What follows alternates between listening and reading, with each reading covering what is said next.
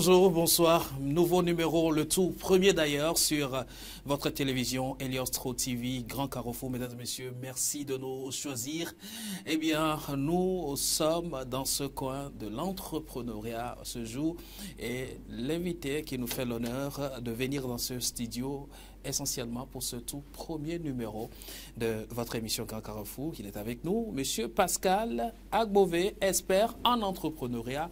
Il est donc le directeur général, directeur exécutif de l'ONG IJD. Il est avec nous, Monsieur Pascal. Bonjour, merci d'être là.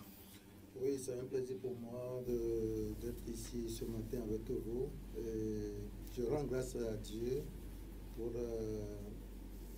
les merveilles qu'il a accompli au travers de ses enfants que nous sommes.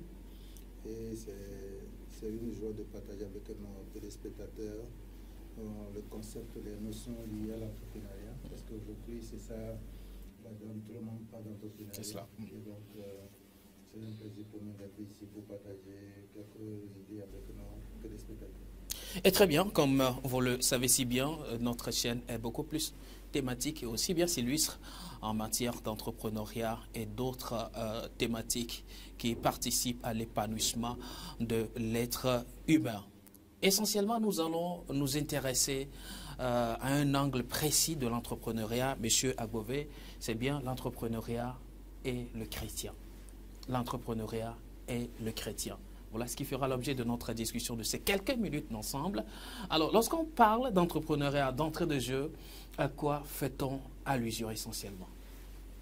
Bien, merci beaucoup. Je vais essayer de faire un commentaire terre à terre pour permettre aux gens de comprendre. Alors, l'entrepreneuriat, en réalité, c'est un concept et il y a des mots qui découlent de ce concept-là. Il y a le verbe entreprendre, il y a le mot entrepreneur et il y a le nom entreprise qu'on peut déduire de ce concept-là. Alors, l'entrepreneuriat, disons, c'est un concept. Et donc, on est dans une situation où on dit l'être humain, dans sa société, il y a souvent des problèmes qu'il observe. Et donc, il ne doit pas attendre que quelqu'un vienne lui trouver la solution à ces problèmes-là. Il doit réfléchir pour trouver une solution à ces problèmes. Soit pour aider d'autres personnes qui ont ces problèmes-là, il leur propose la solution, et cette solution-là, c'est ça qui est le produit qu'il leur propose. Donc, il décide d'entreprendre. Ça veut dire, il n'attend pas que quelqu'un l'emploie, mais il décide de réfléchir pour proposer une solution aux problèmes des autres. Et dans cette dynamique-là, vous comprenez que pour proposer la solution, il est obligé de mettre en place un cadre de travail, et c'est ce cadre de travail-là qu'on appelle entreprise. Quand je prends le cas de votre télé ici, c'est que vous avez décidé de donner l'information aux gens, parce que les gens ont besoin de certaines informations. Donc vous décidez de leur offrir cette solution-là. Vous voulez leur offrir, vous leur donner l'information.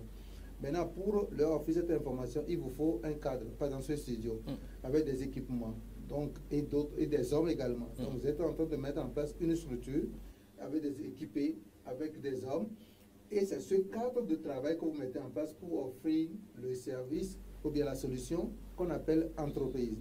Donc j'ai expliqué un peu l'entrepreneur, c'est celui qui décide d'apporter la solution aux problèmes des autres, et donc le cadre de travail qu'il met en place, ça s'appelle entreprise. Et donc vous comprenez que l'entrepreneuriat aujourd'hui, c'est le meilleur moyen pour un être humain d'être utile à sa société et d'être aussi actif, d'être actif et participer au développement de sa société. Donc ça veut dire quoi?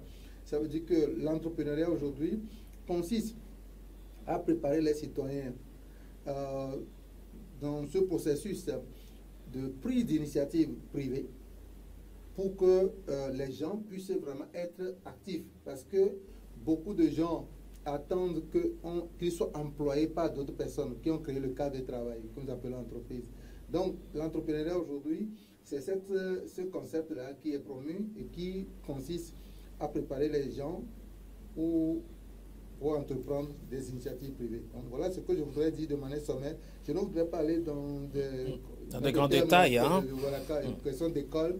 Souvent, ça mélange ça embrouille les esprits. Ça embrouille les esprits. Donc, l'entrepreneuriat, c'est ça, c'est un concept. Et donc, ça permet de préparer les gens pour devenir entrepreneurs. Donc, pour devenir entrepreneur, il faut leur expliquer un peu qu'est-ce que fait un entrepreneur et dans quelles conditions l'entrepreneur travaille.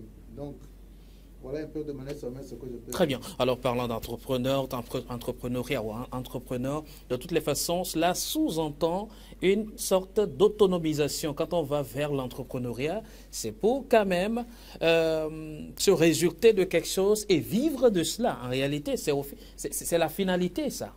Oui, l'entrepreneuriat, effectivement, comme vous l'avez dit, prône des valeurs. Et je peux essayer d'expliquer un peu certaines valeurs. D'abord, la créativité. L'entrepreneuriat prépare les gens à être créatifs, c'est-à-dire à réfléchir, à imaginer pour proposer des solutions aux problèmes. Également, l'entrepreneuriat prône le leadership. Le leadership permet aux gens d'être visionnaires pour anticiper, d'être courageux, persévérants, parce que dans la démarche, souvent il y a des difficultés. L'entrepreneuriat prône également le sens de responsabilité. Ce sont des valeurs, le sens de responsabilité, amener les gens à être responsables d'une situation et à bien faire. Et l'autonomie fait partie aussi des valeurs entrepreneuriales parce que ça permet à l'être humain de s'organiser, d'être lui-même, de pouvoir gérer son temps, gérer ses ressources de manière responsable. L'entrepreneuriat prône également la solidarité.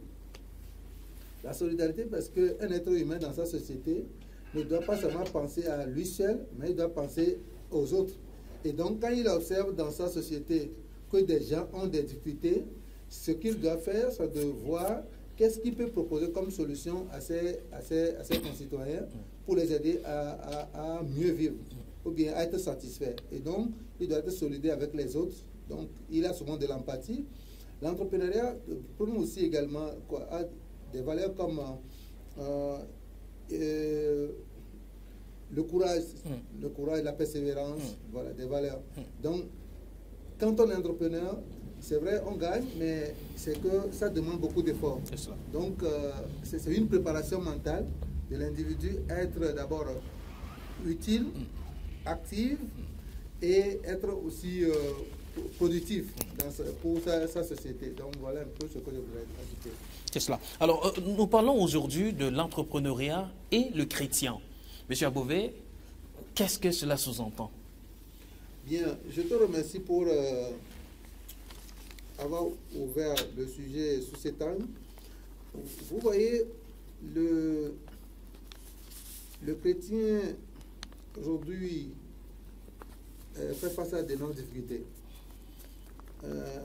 Parce que les églises aujourd'hui n'arrivent pas à promouvoir le ministère holistique. Parce que l'être humain n'est pas seulement spirituel, mais nous devons aussi préparer les gens à entreprendre. Et quand nous voyons dans la Bible, il y a des gens, nos parents qui étaient entrepreneurs. Quand on voit les éleveurs, les paysans, ça dit que tous ces gens-là, les menuisiers, ils travaillaient. Et donc aujourd'hui, le chrétien, l'entrepreneuriat, je crois que c'est un sujet d'actualité.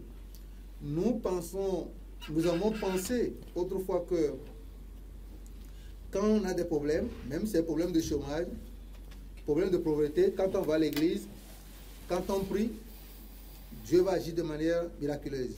Donc, on attend une solution miraculeuse. Mais il y a toujours des miracles en Dieu. Oui, de toute façon, les miracles sont dans la parole. Il faut, on dit, à tes résolutions répondra le salut. D'accord. Et quand vous voyez que quand nous lisons la Bible, on dit recommande tes œuvres à l'Éternel et tes projets réussiront. Cela voudra dire quoi? Cela voudra dire qu'il faut avoir des œuvres, il faut décider de faire quelque chose avant que Dieu ne puisse exaucer vos projets. Voilà. Quand nous lisons Josué 1, verset 8, qu'est-ce que la Bible dit? Josué 1, verset 8 dit que ce livre de la loi ne s'éloigne pas de ta bouche. Médite-le jour et nuit pour agir fidèlement selon tout ce qui est écrit. On dit quoi? C'est alors que tu réussiras. C'est alors que tu auras du succès dans tes entreprises. Alors, on dit car car c'est alors que tu auras du succès dans ton entreprise, c'est alors que tu réussiras. Cela voudra dire qu'aujourd'hui, nous devons aller à l'église, méditer la parole, mais nous devons agir. Ça veut dire quoi? Quand on dit car c'est alors que tu auras du succès dans ton entreprise, cela voudra dire quoi? Cela voudra dire que quand nous devons entreprendre, quand on va à l'église, on prie, on peut mémoriser toute la Bible, mais notre situation ne va pas changer. Tant que nous n'avons pas décidé d'agir, rien ne changera. Et ça, c'est très, très important. Agir, selon vous, c'est entreprendre. Entreprendre, ça veut dire quoi? Ça veut dire que si nous sommes dans une situation de chômage, nous n'irons pas chez le pasteur pour dire, pasteur, il faut prier pour nous, pour que nous puissions trouver de l'emploi. Mais si les entreprises n'ont pas besoin d'employés... Mais ça, c'est monnaie courante, non? On va chez le pasteur, on lui dit de prier pour nous pour qu'on ait un emploi. C'est tout à fait normal, non, M. Abouvé? Certains vont chez le pasteur, on prie pour eux plusieurs fois, ils n'ont pas trouvé de l'emploi parce que Dieu les aime. Vous trouvez? Oui, certains sont diplômés, ils vont même dans les centres de prière, on prie pour eux pendant des mois, des années, ils ne trouvent pas, ils ne sont pas embauchés parce que Dieu les aime. Pourquoi?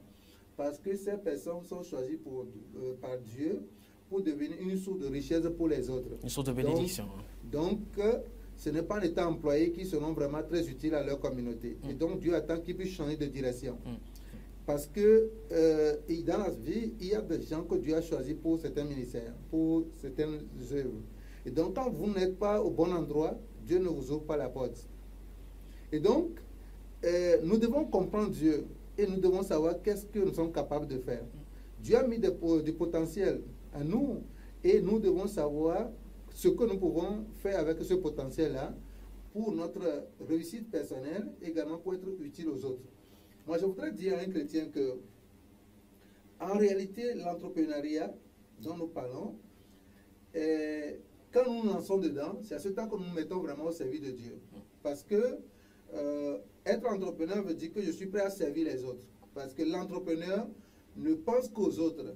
C'est-à-dire, dans sa démarche, il cherche toujours des solutions aux problèmes des autres. Ce qui voudrait dire que si vous êtes chrétien, que vous décidez par exemple d'entreprendre, c'est que vous êtes dans le plan de Dieu. C'est-à-dire, vous agissez conformément à la vision de Dieu. Parce que Dieu voudrait que ses enfants soient heureux. Et donc, quand des gens ont des problèmes, et que toi tu arrives à travers ton imagination à propos des solutions, à ce temps-là, Dieu est avec toi. Parce que la solution, quand tu leur apportes, Dieu même ne pas descendre pour leur apporter cette solution, mais Dieu passe par toi pour apporter cette solution-là aux autres. Donc, je me dis que en dehors de l'argent que les gens visent en entrepreneur, en tant que chrétien, nous devons savoir que en décidant d'être entrepreneur, c'est que nous décidons de nous mettre au service de Dieu pour vraiment aider les autres à trouver des solutions durables à leurs problèmes. Et ça, c'est l'acquis, c'est un acquis. Et c'est ce que chacun de nous doit savoir.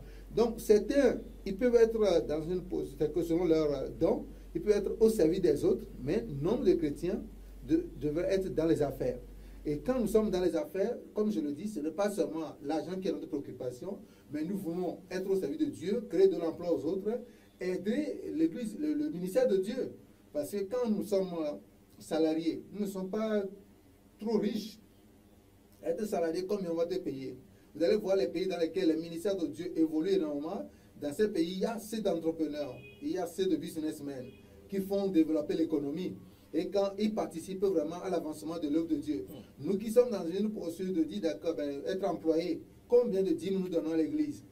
Hein? Le dîme qu'un entrepreneur donne par mois, ça peut représenter des dîmes de 5-10 ans par exemple. Donc, si nous voulons que l'œuvre de Dieu avance, nous chrétiens, nous devons savoir que le fait de nous lancer dans l'entrepreneuriat, ce n'est pas seulement pour gagner de l'argent ou bien trouver un emploi, mais c'est que nous mettons au service de Dieu pour aider les autres, également contribuer à l'avancement de l'œuvre de Dieu. Alors, pour revenir, pour prendre le contre-pied de ce que vous êtes en train de dire, M. Agbové, tout le monde ne peut pas être entrepreneur forcément dans l'Église. Oh, absolument, je l'ai dit que certains peuvent être en position de serviteur, ils peuvent servir, mais nombre de chrétiens doivent se lancer dans l'entrepreneuriat. Vous savez, aujourd'hui, il y a quelque chose qui se passe. Le monde fait face à d'énormes difficultés. Mais n'oublions pas que la Bible dit que le monde attend la révélation des enfants de Dieu. Ça veut dire que naturellement, la plupart des difficultés que nous avons dans le monde, c'est les entrepreneurs qui s'organisent. Ils décident vraiment d'agir. Nous pourrons apporter un grand changement. Mais tant que nous allons vivre comme les autres, et c'est ce que la Bible nous dit d'éviter, dans Jean 12, verset 2, on dit quoi? On dit, ne vous conformez pas au siècle présent, mais soyez transformés par le renouvellement de l'intelligence afin de discerner quelle est la volonté de Dieu, ce qui est bon, agréable et parfait. Ça, c'est ce que la Bible dit. Et donc, si nous avons la connaissance de la parole et que nous analysons ce qui se passe dans notre monde, nous devons être des acteurs de changement. Donc aujourd'hui, mon souhait est que les entrepreneurs décident de s'engager en entrepreneuriat pour être véritablement, pour devenir des vrais acteurs de changement sur le plan économique, sur le plan social, et pour que nous puissions vraiment influencer notre génération. Alors, en termes clairs, entreprendre pour un chrétien, c'est être la solution à une communauté. Absolument. Être au service de Dieu pour l'avancement de l'œuvre de Dieu. Très bien. Quel est aujourd'hui le regard que vous pourrez porter sur l'Église et l'entrepreneuriat? L'Église en général et l'entrepreneuriat. Quel regard pourrez-vous porter? C'est une totale déception que j'ai aujourd'hui par rapport à l'Église, parce que nous n'avons pas vite su nous imposer. Mais il n'est pas tard. Vous savez, quand nous lisons la parole de Dieu, c'est vrai que nous avons l'histoire des premiers chrétiens, on nous parlera des Éphésiens, on nous parlera des Corinthiens, on nous parlera des anciens. Mais aujourd'hui, nos dirigeants, je crois qu'ils n'arrivent pas à faire un effort pour adapter l'enseignement aux réalités de notre société. Et il faudrait qu'on arrive à contextualiser la parole de Dieu afin de mieux préparer les chrétiens. Sinon, nous, au départ, on nous disait que, mais écoutez, venez à Jésus, vous serez sauvés, voilà, on vous prépare pour aller au ciel. Mais tant que nous n'allons pas vraiment travailler pour subvenir à nos besoins, il nous serait très difficile même d'aller au ciel. Parce que notre fidélité à Dieu dépend du minimum que nous avons. Et donc, si nous pensons que nous allons rester dans la pauvreté et en espérant qu'un jour nous irons au ciel, nous risquons même à un moment donné d'abandonner le Seigneur Jésus-Christ. Parce que quand nous ne pourrons plus faire face à la situation, nous serons même obligés d'abandonner le Seigneur pour aller poser des actes qui sont contraires à la parole de Dieu. Et donc, il est important que nous puissions nous lever très tôt. Et ça, je crois que nos leaders doivent prendre le devant. Mais comme la plupart des leaders n'ont pas été formés aussi sur le sujet, leur enseignement est toujours limité. Parce qu'on ne doit plus être seulement dans la théorie, mais être dans le concret. Je me dis aujourd'hui que l'Église, même certains dimanches, on peut faire des enseignements essentiellement sur les affaires. Comment le chrétien peut développer le business? Ça peut faire l'objet d'un enseignement. L'enseignement de l'Église, c'est quoi? Il faut prôner le ministère holistique. Ça veut dire que ce n'est pas seulement sur le plan spirituel. On dit, ben écoutez, je sais. Non, non, non. Qu'est-ce que les chrétiens doivent faire aujourd'hui pour être à l'abri de certains maux? Si aujourd'hui on sait que le chômage et la pauvreté peuvent amener les chrétiens à ne pas vraiment être fidèles à la parole de Dieu, alors enseignez-leur ce qu'ils peuvent faire pour être vraiment dans les normes. Et donc si c'est le chômage, on leur apprend on apprend aux jeunes comment entreprendre. Si c'est la pauvreté, aujourd'hui, il y a la plupart des chrétiens qui sont dans le business. Certains sont dans le business, mais ils n'arrivent pas à maîtriser les outils. Ils n'ont pas les secrets. On peut vraiment faire venir les hommes d'affaires chrétiens qui réussissent mieux pour leur parler de ces secrets-là, pour les aider à mieux réussir. Et donc, nous, chrétiens, aujourd'hui, nous devons être dans le monde des affaires, mais être différents par rapport aux autres. Et donc, notre particularité réside quand même dans la parole de Dieu. Et donc, si Dieu dit, recommande tes œuvres à l'Éternel et tes projets réussiront, alors ça, c'est important. Et donc, si nous savons comment entreprendre et nous mettre au service de Dieu, prier pour que Dieu soit notre PDG, prendre le devant de nos affaires, je ne pense pas que nous devons échouer. Donc, aujourd'hui, l'Église, fondamentalement, est un peu en retard. Déphasage. Déphasage avec cette réalité. Donc, j'encourage vraiment nos leaders religieux à agir dans ce sens-là. Et ce n'est pas, c'est-à-dire, la faiblesse de nos leaders religieux aujourd'hui, c'est qu'ils pensent que c'est eux qui doivent tout faire. Non. Eux, ils font leur part.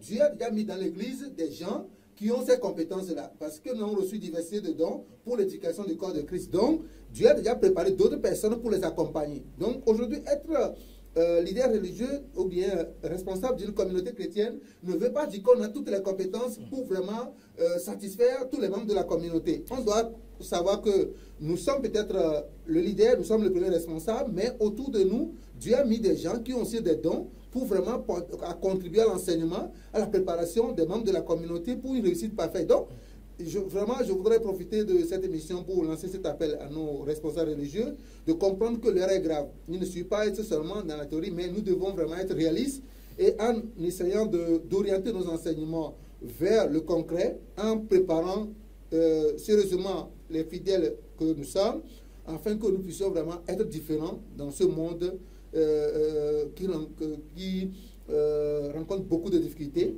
Et donc, nous les chrétiens, de par nos imaginations, nous devons apporter la solution idoine. Parce que la Bible dit, le monde attend la révélation des enfants de Dieu. Et c'est le moment d'agir. Monsieur Bovet, eh bien, si je dois vous rappeler un évangile, que diriez-vous? Vétuste ou encore d'actualité?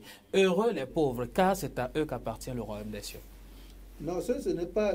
La parole de Dieu n'a jamais été vétuste. La parole de Dieu est toujours d'actualité. C'est la conception qu'on a de cette parole-là. C'est que vous devez être riche, mais vous ne devez pas seulement vous contenter de votre richesse en vous écartant de Dieu. C'est pour vous dire quoi? Ça veut dire, ce n'est pas dire que vous ne devez pas être riche. Vous pouvez être riche, mais savoir que Dieu vous a rendu riche pour être peut-être la source de bénédiction pour les autres. Vous devez apporter votre assistance, vous devez porter assistance aux autres.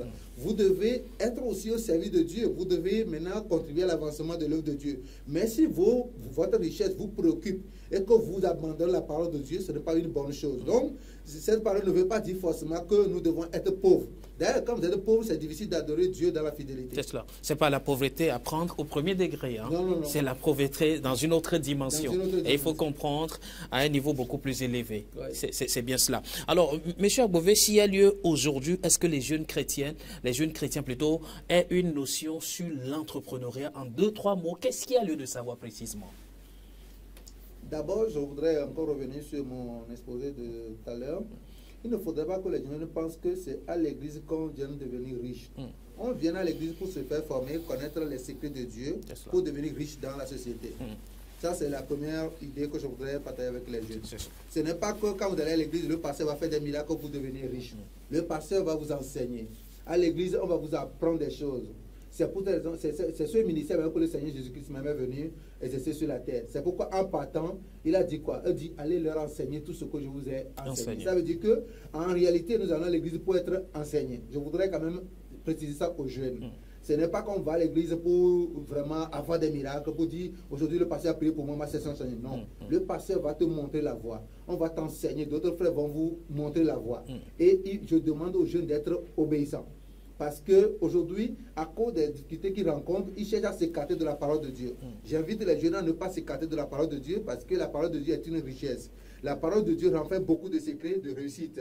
Et donc, l'essentiel pour eux, c'est de savoir comment se baser cette parole-là pour être créatif afin d'apporter, de créer et d'être au service des autres. Et donc, quand on se met dans une posture de chercheur d'emploi, cela n'aide pas trop. Mais il faut être plutôt dans une posture d'inventeur, d'innovateur pour apporter des solutions aux problèmes des autres. Donc, quand vous observez dans votre communauté les besoins que les gens ont, essayez de voir juste qu'est-ce que vous pouvez apporter comme solution. Ça veut dire, la solution là, c'est votre imagination pour essayer de formuler une réponse à leurs besoins. Et donc, quand les jeunes sont dans cette logique-là, ils sont déjà sur la voie de l'entrepreneuriat. Maintenant, au niveau de l'église, il faudrait qu'il y ait une solidarité. Parce que parfois, les jeunes peuvent avoir des idées, mais pour mettre en place leur cadre de travail, leur structure, il leur faut des moyens. Donc aujourd'hui, l'église peut construire même des groupes d'investisseurs solidaires. C'est-à-dire qu'au sein de l'église aujourd'hui, il y a des frères des gens peuvent s'organiser pour mettre en commun leur capital, leurs ressources, pour vraiment aider des gens qui ont des initiatives à développer cela pour le bien-être de la communauté et puis pour la société dans laquelle nous sommes. Donc vraiment, ce que je voudrais... voilà ce que je voudrais dire d'abord pour les jeunes et puis pour les membres des églises. Alors, à l'église, il n'y a rien. Alors, tout n'est pas que spirituel à l'église. Hein? Non, il faut prendre le ministère holistique. Qu'est-ce qu'ils ont dit quand nous lisons le livre des Actes? Qu'est-ce qui a été dit? Ça veut dire on dit que quoi? On dit qu'il n'y a aucun indigent parmi eux. Ça veut dire que, on dit quoi? Ça veut dire qu'ils faisaient tout en commun.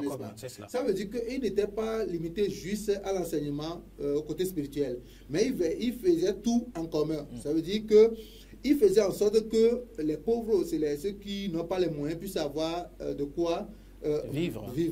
Et donc, c'est ce qu'il faisait. Aujourd'hui, vu le contexte dans lequel nous sommes, on ne peut même plus pratiquer cela, mais on peut innover. Vous voyez, Dieu a conduit ses enfants de plusieurs manières.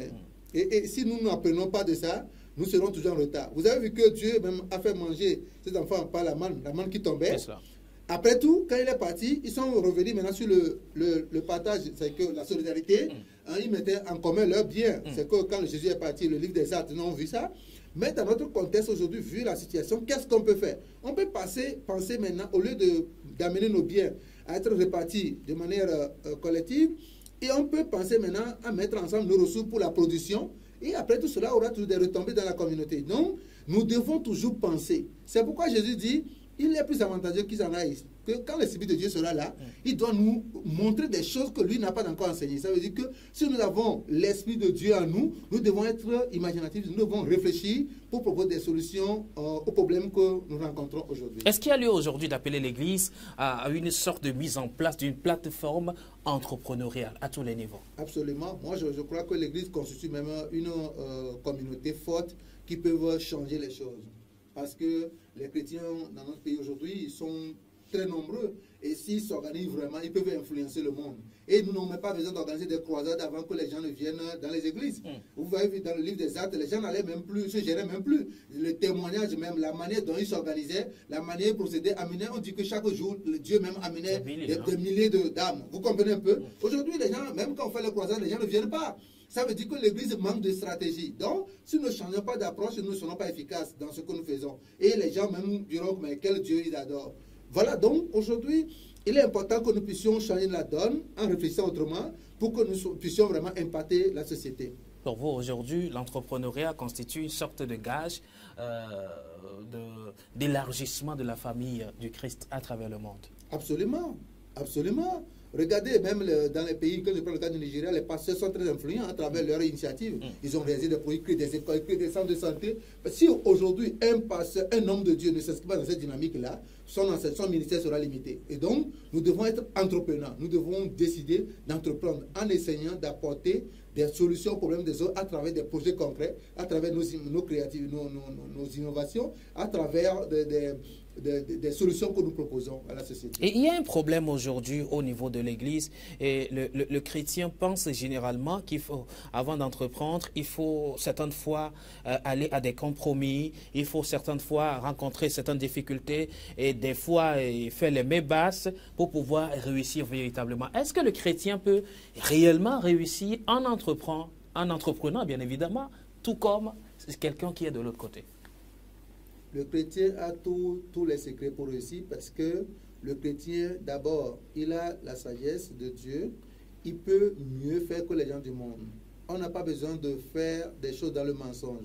Je dis souvent aux gens, quand vous mentez trop, vous êtes fils du diable et Dieu n'est plus avec vous. Dieu n'aime pas le mensonge. Le diable est le père du mensonge. Donc, si vous êtes dans la vérité, Dieu est avec vous. Mais quand vous êtes dans le mensonge, vous êtes du côté du diable et Dieu vous laisse faire. Donc, si vous êtes chrétien, je vous demanderai d'être dans la vérité. Être dans la vérité, ça veut dire qu'il faut dire la vérité. Par exemple, quand je vends un produit, et quand le produit ne traite pas un mal, pourquoi je vais dire au client que ce produit-là traite ce mal? Si je prends l'argent au niveau de la banque, je fais des prêts, je prends l'engagement, je dis, je vais venir payer à telle date. Quand le moment vient, je dois aller en tant que chrétien, je dois être sérieux, je dois être honnête. Quand je vais payer à la date convenue, là, je donne un bon exemple. Quand je fais un travail, je donne le rendez-vous à un client que je vais te livrer à telle heure. Quand le client vient, le produit doit être prêt. Ça veut dire que c'est à travers nos comportements que nous serons différents des autres. Et nous, quand le faisons, nous serons toujours en avance sur les autres parce que Dieu sera toujours à nos côtés.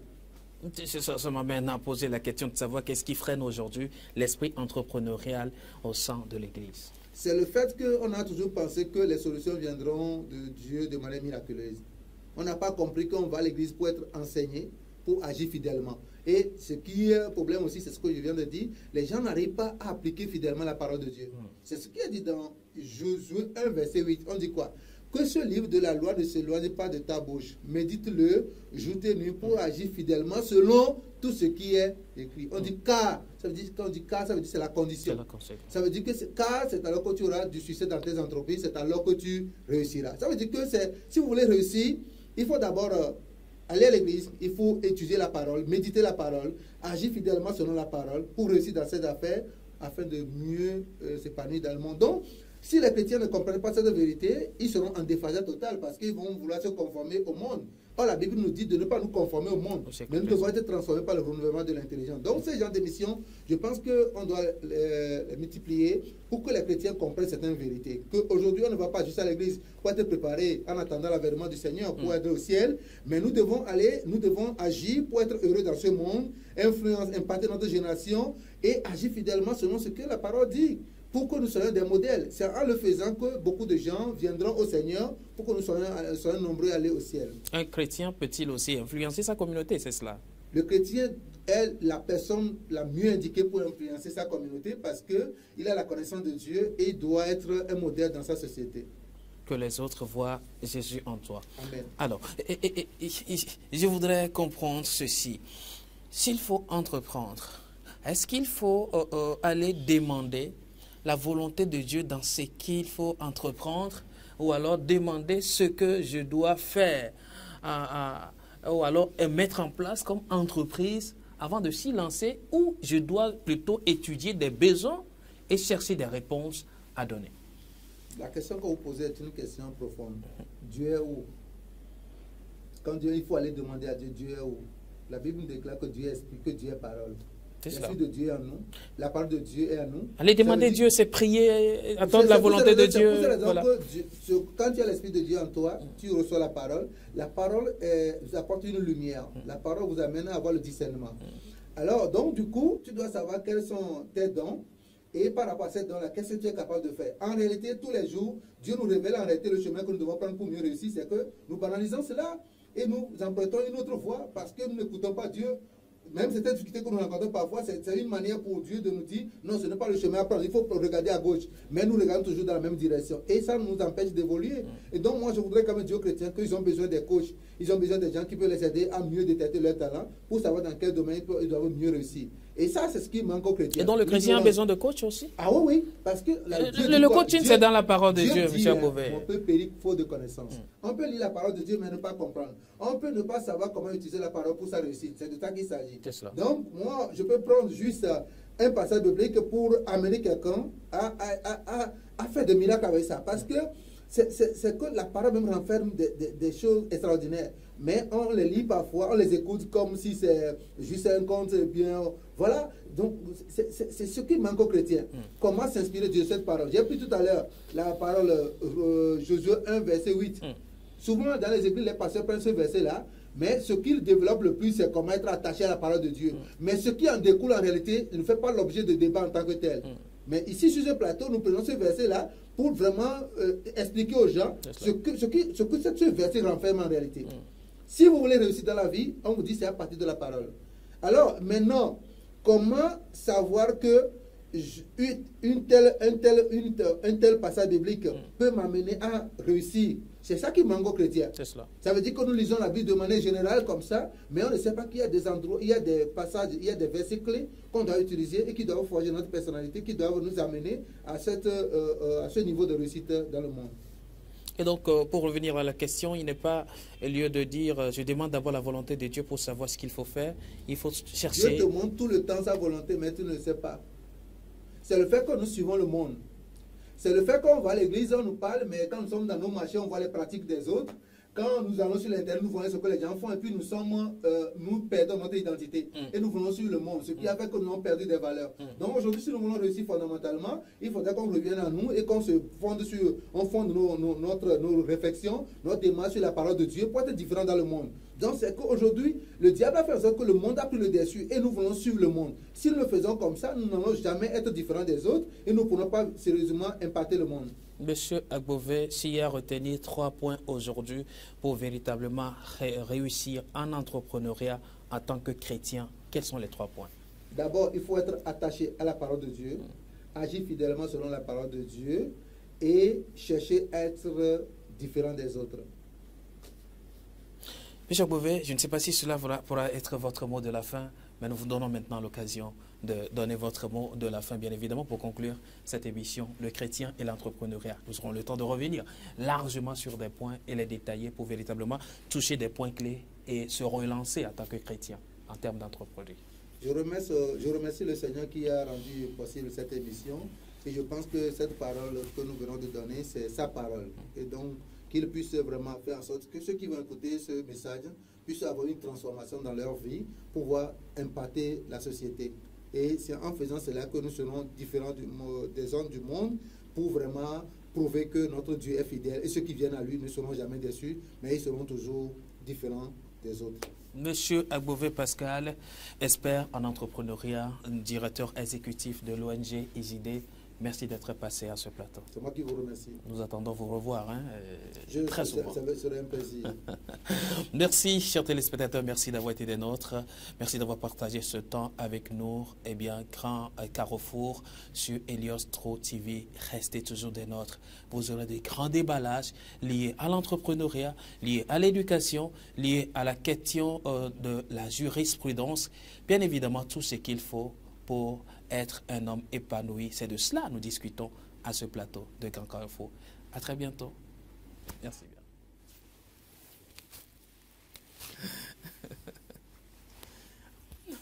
Tu as aimé l'émission?